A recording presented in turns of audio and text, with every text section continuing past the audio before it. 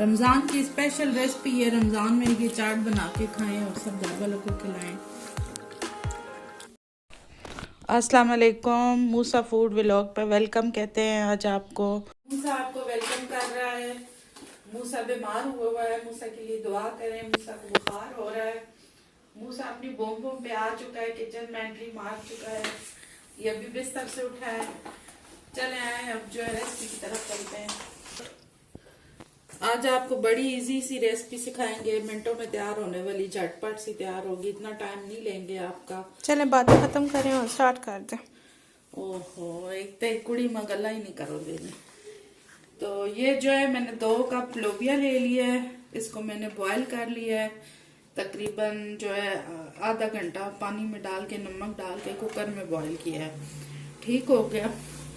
ये जो है हमने तकरीबन लिया है, आधा प्याज लिया है, और ये लिया आधा खीरा, आधा टमाटर, और ये थोड़ा सा धनिया 1 चम्मच होगा, और ये थोड़ी सी बंद गोभी है, ये थोड़ी सी गाजर, तकरीबन 1 चम्मच की होगी, और ये 1 हरी मिर्च है, और ये 2 नींबू हैं। ये मैंने लोबिया इसमें डाल रही हूँ। ये नींबू मैं साइड पे कर देती हूँ। ये मसाले डाल रही हूँ इसमें। आप लोगों को शादियों पे जाते हैं ये चाट बड़ी पसंद आती है, हर बंदे को बड़े शौक से खाता है हर बंदा। मैंने तो खैर कभी नहीं खाई, क्यों झूठ बोलूं, मुझे नहीं पसंद। तो ये मैं जो है आज आपके लिए बना रही हूँ। ये लेमन जा रहा है, खाने में भी इंशाल्लाह बहुत मज़ेदार होगी। आप लोगों ने ज़रूर ट्राई करनी है। लाइक भी कीजिएगा, शेयर भी कीजिएगा, सब्सक्राइब भी कीजिएगा। मेरी बेटी मुझे कहती है मम्मा शुरू में कहा करें, लेकिन मुझे भूल जाता है, फिर भी मैं भूल ही गई हूँ।